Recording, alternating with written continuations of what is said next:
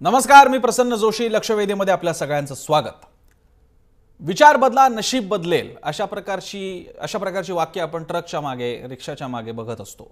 मात्र असा विचार बदलण्यासाठी जर का वेश बदलला तर काय उपयोग होतो का, हा खरा प्रश्न आहे. आणि हा प्रश्न विचारण्याचं कारण म्हणजे नुकतीच आलेली बातमी, आजची बातमी होती, आपण सगळ्यांनी ती वाचली असेल वृत्तपत्रांमध्ये, की संघानं अखेर अनेक वर्षांपासूनची छुपी आणि उघड अशी असणारी मागणी मान्य केलेली आहे स्वयंसेवकांची, की संघाची आता हाफ पॅन्ट जाऊन त्या ठिकाणी पूर्ण लांबीची विजार म्हणजेच पॅन्ट येणार आहे.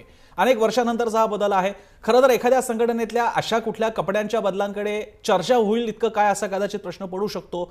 पण हे एक चिन्ह आहे की 21व्या शतकात संघ बदलतोय का, संघाचे विचार बदलतायत का, ज्याचं प्रतीक हे या पॅन्टच्या माध्यमातून बघता येईल का, या विषयावरती चर्चा करण्यासाठी आपल्यासोबत त्यांच्याकडे जाण्यापूर्वी विचारांचा एक बंदिस्तपणा आहे जो फोडण्यासाठी आज वेगळं शतक उजाडावं लागलं. थोडा बंदिस्तपणा आहे आणि बंदिस्तपणा असल्याशिवाय ती संघटना म्हणून उभी राहणार नाही. बरोबर, हा पण एक भाग. तर त्या कोणत्याही संघटनेमध्ये तशा प्रकारचा थोडा बहुत विचाराचा बंदिस्तपणा असतो. पण हे खरोखर अभिनंदनास्पद आहे की एक चांगली गोष्ट आहे की ज्यांनी निदान तो वेश बदलणे हा पण एक बदलाची सुरुवात असते. त्यामुळे मला तसं कौतुक करावं असं वाटतं आणि अतिशय चांगला बदल वाटतो मला हा. पण ह्याच्याबरोबर अजून एक विचार करायला हवा की जसं आपण संघटनेचे कपडे बदलतो तसं आपल्या बाहेर संघटनेचा एक समाज आहे, तो त्याचे कपडे सतत बदलत राहणार आहे. त्याच्यामध्ये मुख्यतः स्त्रिया आहेत. मग स्त्रियांनी मायक्रोमिनी पासून जीन्स पर्यंत कोणते कपडे घालावे, त्यातून सांस्कृतिक रक्षणाला काही धक्का पोचतो का, याच्यावर मतप्रदर्शन करणं आपल्याला टाळता येईल काय भविष्यात पुढे. म्हणजे संस्कृती रक्षणाचा मुद्दा जो वस्त्र प्रावरणाशी संबंधित आहे, तिथेही हा बदल नेता आला तर फार हा सकारात्मक बदल खरोखर बाहेर सुद्धा जाईल, नुसता आत राहणार नाही. म्हणजे धोरणात सुद्धा होईल, विचारात सुद्धा होईल. सौरभ, 90 वर्षामध्ये 5 बदल दिलेत. 1930 साली खाकी फेट्याच्या जागी टोपी, खाकी फेटा होता, टोपी आली. 39च्या जागी खाकी रंगाच्या जागी सफेद रंगाचा शर्ट झाला. 73 साली पदवेशात बदल झाला. 2010 मध्ये चामड्याचा पट्टा गेला आणि सिंथेटिकचा पट्टा आला.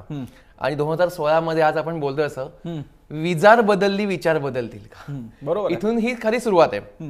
मला असं काय वाटतंय, साधारण सांगतो, एक पिढी थोडी मोठी झाली आहे.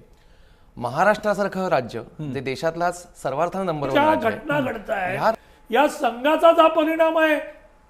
बीजेपी सरकारमध्ये आल्यानंतर हिंदुत्वाचं जे ढोल तुम्ही पसरवताय, जाती जातीमध्ये तणाव निर्माण करताय, त्याच्यामुळे या शाखांमध्ये वाढ झाली. तरुणांची डोकी भडकवायची, त्यांना वेगळ्या मार्गाने घेऊन जायचं. जे आतापर्यंत तुम्ही छुपेपणाने करत होतात ते तुम्ही आता बाहेर येऊन करताय, हाच फरक आहे. ठीक आहे, मिलिंदकडे वाघमारेंचे मुद्दे घेऊन जाण्यापूर्वी मगाशी सुद्धा अभिरामला एक मुद्दा मांडायचा होता, पण आता या दोघांच्या मुद्द्यांना धरून मुद्दा मांडा. 2 गोष्टी सांगतो संघाच्या आयडियोलॉजी बद्दल आणि जाती व्यवस्थेच्या समर्थनाबद्दल. गोळवलकर गुरुजींची 2 पुस्तकं आहेत, बंच ऑफ थॉट्स पहिलं आणि वी. ते पहिलं त्यांनी सोडून दिलंय, दुसरं आता बंच ऑफ थॉट्स उरलंय. जसं पहिलं सोडलं तसं दुसरंही सोडू शकतात. दुसरी गोष्ट पण माझं त्याच्यावर म्हणजे संघ सोडू शकतो असं म्हणायचं. सोडली आहे त्यांनी, म्हणजे संघाने सोडलेलं आहे, वी सोडलेलं आहे. वी पहिलं होतं पण ते जाहीर नाही करत, हा एक पुन्हा प्रॉब्लेम आहे. पण मला ह्याच्यावर महत्वाचं बोलायचं आहे. त्याच्यावर महत्वाचं मगाशी ते जे म्हटले ना की हे कायमचा एक रेग्युलर आर्ग्युमेंट असं आहे की संघस्थानावर जातीचा आम्ही उल्लेख करत नाही, आणि संघस्थानावर जातीचा आम्ही उल्लेख करत नाही म्हणजे आम्ही जातीवादी नाही. तुम्ही एखादा समोर वाघ उभा आहे तर तो वाघ नाहीच आहे असं म्हटलं म्हणून वाघ तुम्हाला खायचं थांबत नाही. एक्झॅक्टली. त्यामुळे जाती व्यवस्थेचा उल्लेख करून मग ती तोडावी लागते. त्याचा उल्लेख न करता वाघ मरत नाही.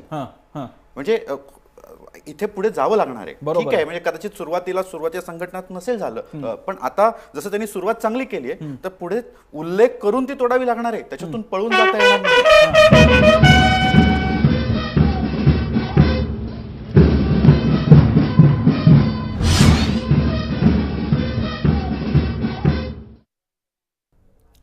ब्रेक नंतर आपल्या सगळ्यांचं स्वागत. आपली चर्चा सुरू आहे, वेश बदलल्याने विचार बदलेल का संघाचा. ब्रेकच्या पूर्वी काही आजच्या संदर्भांसह आजच्या आधुनिक टर्मिनॉलॉजीज वापरणार आहे का संघ?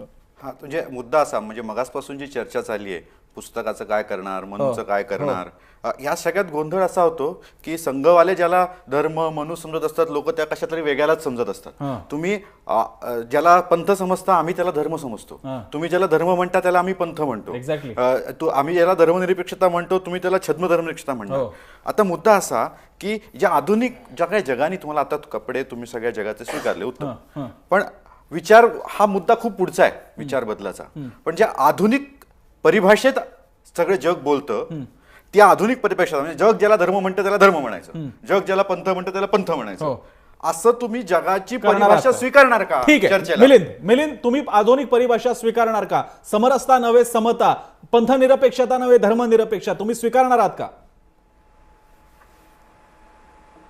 सगळ्यात पहिलं म्हणजे मगाशी राजूजींनी जे अनेक गोष्टी काढल्या होत्या त्या विषयामध्ये मी त्यांना एक प्रश्न विचारला होता, त्या प्रश्नाला त्यांनी फार सुंदर बगल दिली. मला वाटतं त्यांचं ट्रेनिंग खूप चांगलं झालंय बगल देण्यामध्ये.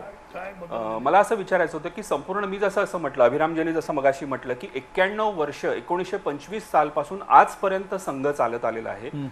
संघावर अनेक विविध संकट आली, अनेक आरोप लावले गेले, संघाला बंद पाडण्याचे अनेक प्रयत्न केले गेले, परंतु या सर्व आगीच्या मोठ्या वातावरणामधून संघ बाहेर पडला. फक्त बाहेर पडला एवढा नव्हे, कोर्टाच्या माध्यमातून बाहेर पडला. आणि हे सगळं करून झाल्यानंतर आज 91 वर्षानंतर सुद्धा संघाची ही जी प्रचंड मोठी वाढ आहे, ही वाढ कशामुळे झाली? या संघात जे जाणारे स्वयंसेवक आहेत त्या स्वयंसेवकांचं काही स्वतः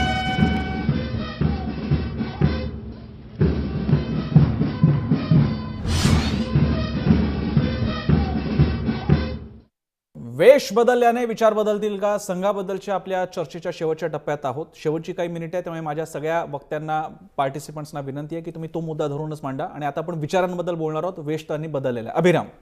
येस, अत्यंत म्हणजे दोनच गोष्टी मला सांगायच्यात, एक चांगली एक वाईट. ओके. संघाचा पुष्कळ संघटना असतात, त्यातली भाजप ही एक संघटना आहे आणि ती संघटना फार मोठी झाली आता. त्या संघटनेमध्ये इतर राजकीय पक्षात न आढळणारी लोकशाही आहे. मगाची लोकशाहीचा मुद्दा आला तो, म्हणजे नरेंद्र मोदींसारखा समाजाच्या खालच्या थरातला माणूस वर घेऊन जाऊ शकतात. आय डाऊट हे पॉलिट ब्युरोमध्ये किंवा काँग्रेसच्या हायकमांडमध्ये होऊ शकतं. आय डाऊट होऊ शकेल, कदाचित अवघड आहे. पण हे सगळं असताना रिप्रेझेंटेशन या अर्थाची समता तुम्ही बऱ्यापैकी मानण्यात जात असताना आधुनिक परिभाषा न समजून घेतल्यामुळे आणि लोक काय बोलतायत आपण काय बोलतो याचा कशाची ताळमेळ झाला नसल्यामुळे, संघामध्ये अंतर्गत विचार मंथन कधी झालंच नसल्यामुळे ही वेळ आली आहे संघावर. कायम मनुवादी, जातीवादी, हिटलरवादी असं कायम टीका होत राहणार, कारण ह्याचं कुठे आपण आहोत की नाही हेही तपासलेलं नाही. आता ह्याच्याकडे एक अंतर्गत प्रेरणा आहे संघाकडे हे सुधारायची. पुग सहस्त्रबुद्धेंनी सेक्युलरिझम, धर्मनिरपेक्षता, विज्ञाननिष्ठा, बुद्धिवाद हे सगळं संघात यायला पाहिजे म्हणून पुण्यात अभ्यास मंडळ हे सगळं काम सुरू केलं होतं. सह देशपांडेंनी त्याच्यात पुढे ते नेलं पुढे, पण त्याचं पुढे काही झालं नाही. म्हणजे हा बुद्धिवाद यावा, विज्ञाननिष्ठा यावी, आधुनिक परिभाषा यावी, आपण लोकांशी बोलावं, आपण शिकावं, लोकांना शिकावं, ही चर्चेच्या भानगडीत आम्ही पडलो नाही. आम्ही नुसती संख्या वाढवली आणि मग संख्या हे सत्य असं मानू लागलो. पण हे संख्या हे सत्य आता खरं असेल कदाचित ते तुम्हाला आरएसएस ने हिंदू कम्युनिस्ट बनायला हवं होतं असं तुम्हाला म्हणायचं नाही. मला समाजवादी हिंदू कम्युनिस्ट नाही, मला तसं अजिबात. ठीक आहे, मी मिलिंदकडे जातो. मला कल्पना आहे, पण पहिल्यांदा मिलिंदला अनेक प्रश्नांची उत्तर द्यायची असेल. मिलिंद, आपला प्रश्न सटीक आहे की वेश बदलला तुम्ही, पण ही आधुनिक मूल्य व्यवस्था, स्त्री पुरुष समानता, तुमच्याकडे स्त्रियांसाठी अजून एक वेगळी समिती असते, त्यांच्या कोण प्रमुख असतात, त्या काय करतात आम्हाला कधीच कळत नाही, कारण तुमचा सगळा रोग तुमच्या विजयादशमीपासून सगळीकडे फक्त सरसंघचालकांवर असतो. तर ही आधुनिक व्यवस्था तुम्ही स्वीकारणार की नाही, एक. आणि दुसरी गोष्ट, तुमच्या एका इतिहासाचा असा टप्पा ज्याच्यामध्ये गोळवलकर गुरुजी त्यांचे काही विशिष्ट ग्रंथ जो अजूनही तुमच्या मनामध्ये असतो, नेणिवेमध्ये असतो, तो तुम्ही त्यागणार की नाही उघडपणे? एकतर संघ हा इतका मोठा विचार आहे, संघ हा इतका मोठा कार्यक्षेत्र आहे की या संपूर्ण कार्यक्षेत्रामध्ये आणि इतक्या मोठ्या विचारामध्ये 1 तास हा फारच कमी असं मला वाटतं. कारण जे अनेक आरोप संघावर यावेळेला आता झाले त्या आरोपांना उत्तर देण्याची सुद्धा मला संधी आता दुर्दैवाने दिली गेली नाही. पण असो, आता देतो मी तुम्हाला. प्रसन्नजींनी असं म्हटलं की समितीच्या वेगळा महिलांसाठी समिती नावाचा एक वेगळा संघाची विंग आहे आणि ते प्रतिनिधी सभेमध्ये असतात का नाही वगैरे आता काहीतरी प्रसन्नजींनी म्हटलं. मी मगाशी प्रतिनिधी सभेचं तेच सांगत होतो की प्रतिनिधी सभेमध्ये सुद्धा ह्या ज्या महिलांच्या, आपण जसं म्हटलं की महिलांची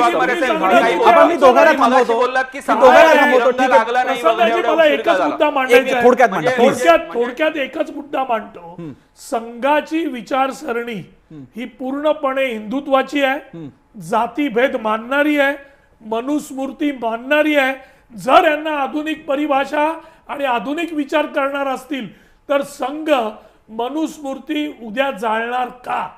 आणि ते जर जाळायला तयार असतील, घटनेवर विश्वास ठेवायला तयार असतील, तर खऱ्या अर्थाने संघाची परिभाषा आधुनिकतेकडे वळते आणि खऱ्या भारताकडे वळते. हे त्याचं प्रतीक असेल. पण हे कदापि शक्य होणार नाही, कारण यांचा गाभा हा पूर्णपणे जातीयतेवर आणि हिंदुत्वावर आधारित आहे. अभिराम, थोडक्यात एकदम मला वाघमारे साहेब, तुमचा आक्रोश मी समजू शकतो. जेव्हा हातामध्ये काहीही नाहीये, आपल्या सगळं हातातून वाळू सटकून चालली आहे, त्यावेळेला तुमचा हा आक्रोश मी अगदीच समजू शकतो. 60 वर्ष आमच्याकडे होतं, त्यावेळी तुमच्याकडे काय होतं? 60 वर्ष आमच्याकडे होती सत्ता, तुमच्याकडे काय होतं त्यावेळी? ठीक, आपण ट्रॅक जाईल. आय एम सॉरी, ट्रॅक निघून जाईल.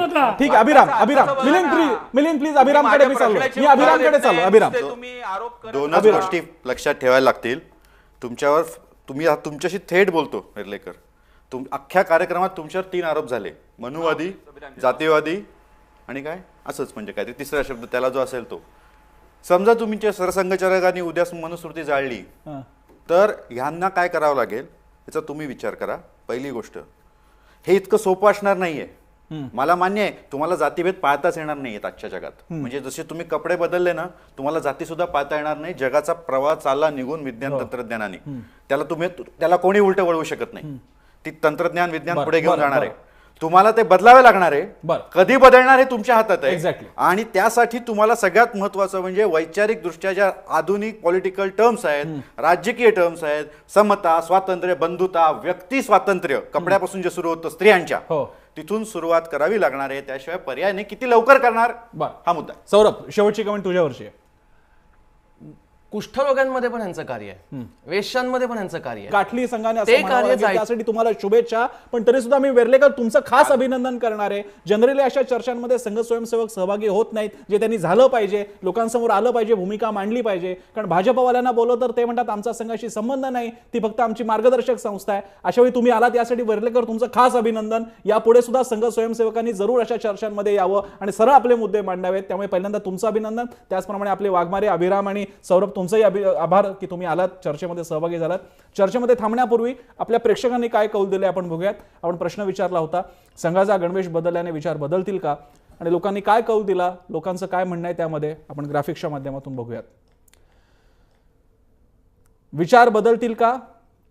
86% लोक म्हणतायत विचार बदलणार नाहीत. आणि कदाचित हे असं उत्तर देणारे संघ स्वयंसेवक असण्याची शक्यता जास्त आहे, कारण त्यांचं म्हणणं विचार बदलायची गरजच नाहीये. त्या विचारांसह त्यांना त्यांचं स्वातंत्र्य देऊयात. चर्चेमध्ये इथेच थांबूयात. पाहत राहा जय महाराष्ट्र.